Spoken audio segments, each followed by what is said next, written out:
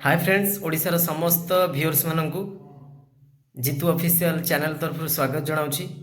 जो मैंने प्रथम करी चैनल टी देखुं प्लीज आपण मैंने सब्सक्राइब करनियंतु एवं पाखरे थिबा बेल नोटिफिकेशन ऑन कर दियंतु। आपण मैंने थंबनेल देखि पारुथिबे जहाँकि ओटीईटी रिजल्ट बाहरिबा सत्वे एसएसडी कहीं बाहरुनी एवं केबे बाहर एसएसडी जो जेटी पोस्ट आपण मैंने जानिथिबे विगत किछि मासरे तार नोटिफिकेशन टे आसीथिला एवं पुनर्बार डेट फॉर डेट एक्सटेंड हो चली। तेणु फाइनाली रो एसएसडी रो जेटी नोटिफिकेशन जोटा एसएसडी जेटी तार नोटिफिकेशन केबे आसीबो एवं एहाकू केउ माने आवेदन करि परिबे एवं को माने वंचित होबे एई नियुक्ति प्रक्रिया रे भाग नहीं पारिबे नाही से विषय संपूर्ण आलोचना करिबा। तेणु आपण माने जो माने प्रथमे चैनल टी देखुछंती प्लीज आपण माने सब्सक्राइब करनियंतु एवं पाखरे थिबा बेल नोटिफिकेशन ऑन कर दियंतु। आ निश्चित ए वीडियोटी आपण मानक पई इन्फॉर्मेटिव अटे। तेणु समस्ती को टिके मोर टू मोर शेयर करिवे आउ समस्त एस्पिरेंट मानक पाखरे जहाँकि ये वीडियोटी पहुँचू। तेणु से आज गोटे इनफॉरमेशन आसला तेणु से वीडियोटी आपण मानक पई कली। तेणु देखंतु जो माने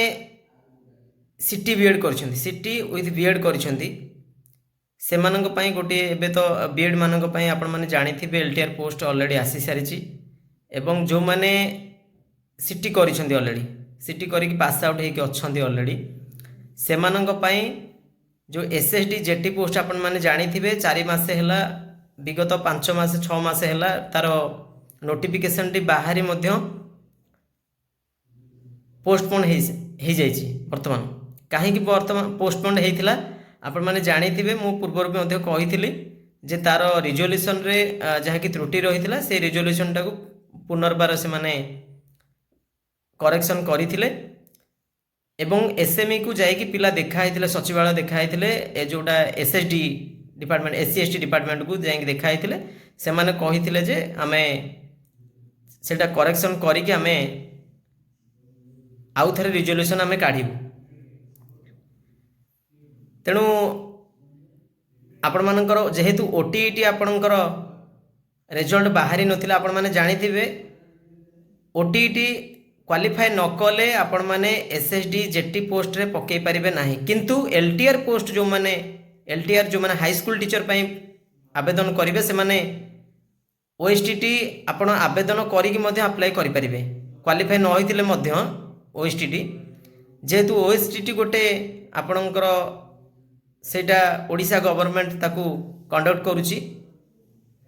तेणु ओटीईटी जेहेतु सेंटर ये जेहेतु ओटीईटी होउची तेणु ओटीईटी बिना क्वालिफाई बिना आपण माने पकई परिबे नाही एसएसडी जेटी। तेणु जेहेतु ओटीईटी रिजल्ट आसी नथिला तेणु सेथि पई जेटी आसु नथिला। वर्तमान पिलांकर भी आपण मानकर कमेंट्स आसी जाए कि जे ओटीईटी रिजल्ट आसीची तापर मध्य आपणकर एसएसडी जेटी कहीं आसुना एपर्यंत आज को मिसेले 3 दिन है बर्तमान 3-4 दिन है ओटीईटी रिजल्ट आसी सारी से 50,000 पिला पास होती 90,000 पिला अकृतकार्य होती फेल होती। तेणु जो मैंने डिस्क्वालिफाई होती ओटीईटी रे से माने किसी अधर्य हूँ ना ओटीईटी आपणकर आउ थे ओटीईटी आसब। तेणु जहाँकि सूचना रही केबे आसीबो तार नोटिफिकेशन रिगार्डिंग किसी एपर्यंत सूचना आसीनी। तेणु आसीजिब खाली सूचना आसी ओटीईटी रे आउ थे एग्जाम हम। तेणु जो माने एसएसडी जेटी अप्लाई करेंगे एसएसडी नोटिफिकेशन आपणकर एसएसडी नोटिफिकेशन आपणकर जहाँकि खूब शीघ्र आसीजिब जहाँकि सूचना रही खूब शीघ्र आसीजिब ऑलरेडी OSSS को आपणकर नोटिफिकेशन टी ऑलरेडी गलाणी हेरी। तेणु आसंता मासरे आपणकर एसएसडी नोटिफिकेशन देखा पाइबे आउ पोस्ट आपणकर इनक्रीज होती ଯେତିକି ପୋଷ୍ଟ ଥିଲା ଆପଣଙ୍କ 2669 ପୋଷ୍ଟ ଥିଲା SSD जेटी जो पोस्ट थिला ସେଥିରୁ ସେବକ ସେବିକା जो थिला ଆପଣଙ୍କର 2000 पोस्ट थिला ଆଉ ବାକି ରହିଥିଲା 600 କେତେ पोस्ट थिला बीएड मानक ପାଇଁ सिटी मानक ପାଇଁ थिला 2000 पोस्ट तेणु ସେଇଟା इनक्रीज ହେଇକି ଆପଣଙ୍କର 3000 प्लस बा 3500 प्लस आपणकर पोस्ट आसुची तेणु आसंता मासरे आपण जहाँकि सूचना रही आपणकर SSD नोटिफिकेशन बाहर आवेदन एबार बहुत पॉसिबिलिटी रही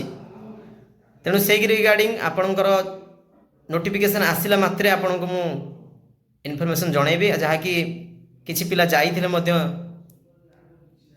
SSD डिपार्टमेंट को जाइथिले तेणु सेमानकर जहाँ सूचना थिला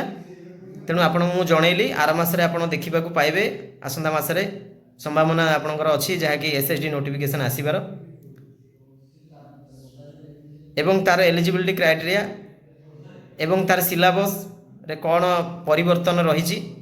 से विषय जहाँ भी सूचना आसब मु आपन को संगे संगे जनइबी आउ देन रहा सेकेंड जो मानकर चाहिए सेकेंड जेटी